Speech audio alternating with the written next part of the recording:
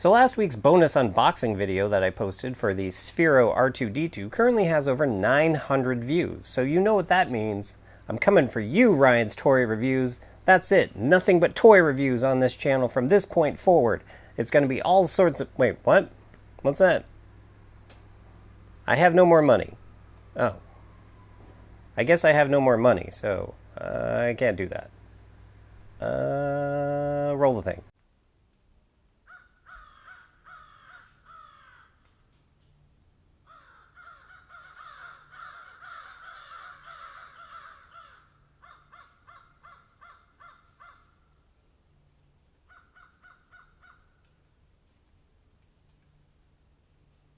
Hey guys, Sean here. So last week I went to Long Beach Comic-Con, which was within walking distance of my apartment, and since I don't have narration Sean anymore, I guess I'm gonna have to do the narration part myself, so I guess I will see you a little later in this video, but for now, let's go to the footage of what happened for Long Beach Comic-Con. Alright, it's time to head to Long Beach Comic-Con, so the question is, which one of these am I gonna wear? Let's see.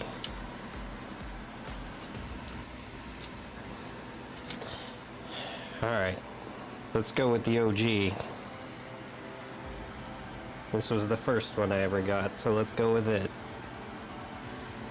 And we'll just wear the shirt I wore yesterday with it, because it works good with it. Alright.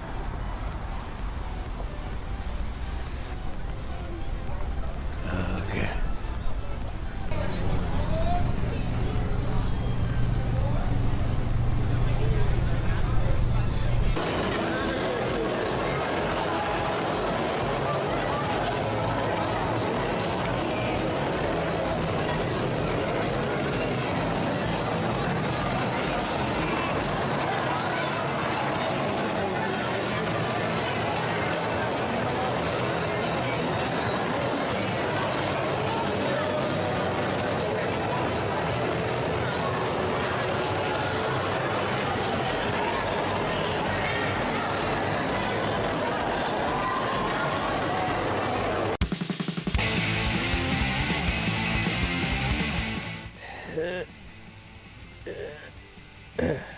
And I'm back. So here's the deal. As I said in last week's video, there really wasn't anything too exciting for me at Long Beach Comic-Con this year. I mean, last year, I got to meet Troy Baker and Kevin Conroy and Lauren Lester and get their autographs and get pictures with them, and that was really awesome. But this year, the only major people that were there was Sherilyn Fenn from Twin Peaks, which I watched, I think, the first season of many years ago and haven't really watched anything since, but I eventually would hope to get back to watching Twin Peaks at some day, but in likelihood that's not going to happen.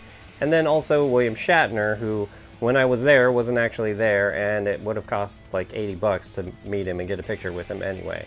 And honestly, leading up to that day, I had been at work every single night super late for 6 days in a row, and by the time I finally woke up and I got ready and walked over there and got in and headed into the hall, which you are now seeing behind me here, it just was not that interesting anymore. As you can see, vinyl pop figures have pretty much taken over all conventions, which I'm perfectly okay with, because I mean, I have a lot of vinyl pop figures, so I understand the appeal of them. But personally for me, when it comes to conventions, I don't really care about merchandise, because that's stuff that you can get online. Like, that's what Amazon and eBay are for. What I go to conventions for is for experiences, something that I could only do there. And generally that means meeting one of my favorite voice actors, or television and movie actors, or cosplayers. But unfortunately for Long Beach Comic-Con, the same weekend it was happening, so was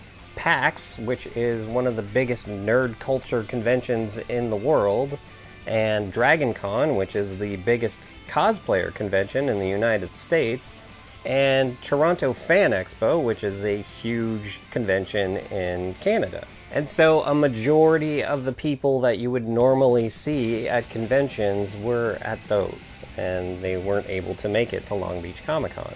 And so literally for that reason, I just kind of walked around the convention hall like maybe once. I saw the table for the comic shop that I go to, the Comic Bug in Manhattan Beach, and I went and said hi to the owner and talked to him a little bit, and then I just continued walking around, and then that was pretty much it. I then went outside to look at the cars that they had, because usually at Long Beach Comic Con there will be a row of cars that people have, you know, that like in previous years there's been like someone had an Ecto-1 from Ghostbusters, or there's been Batmobiles, and it's basically like a nerdy car show.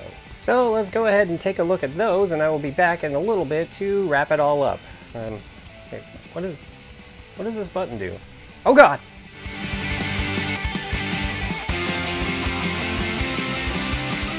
I've seen a lot of obscure movie vehicle recreations at comic conventions. This is by far the most obscure, because I had no idea what it was until I saw this.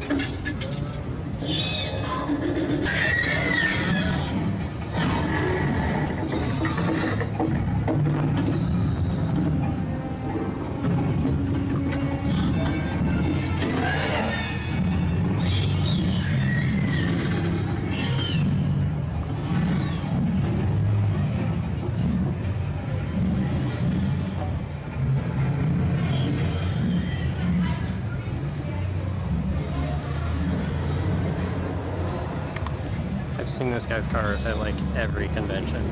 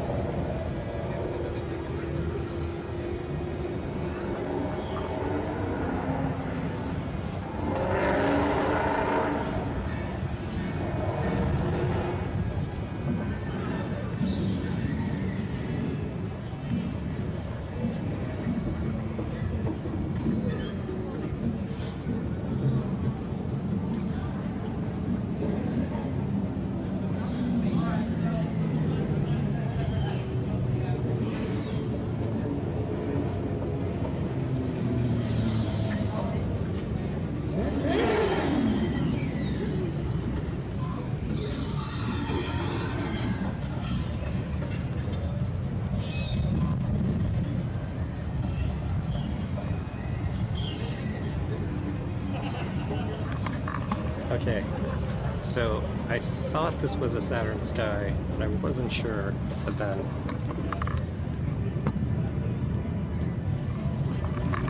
yeah, it is a Saturn Sky.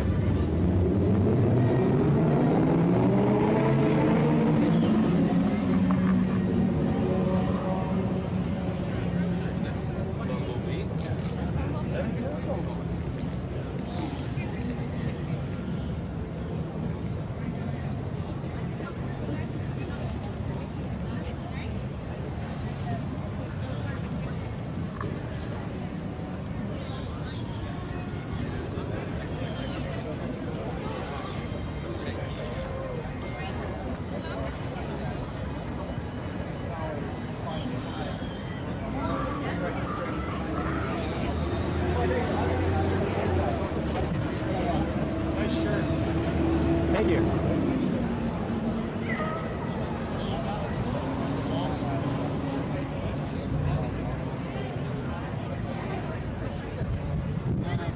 So here's the thing, I stepped outside the convention center, which means that if I want to get back into it,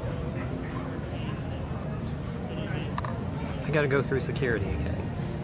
The thing is, I don't really know if it's worth it. I will say this though, the like regular civilian cosplayers that are walking around are all really good. So I give Long Beach Comic Con that. But alas, I'm gonna start the journey back home. There's this really fancy diner I passed on the way to the convention center that I think has been in Long Beach since the 50s, so I'm gonna go ahead and go there for lunch.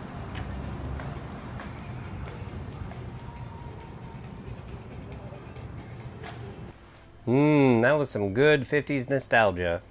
So there you have it, my completely underwhelming day at Long Beach Comic Con. I didn't run into anyone to add them to the conventions board for 2017, so that's going to be a big old goose egg for that convention. So let's go ahead and add that to the board.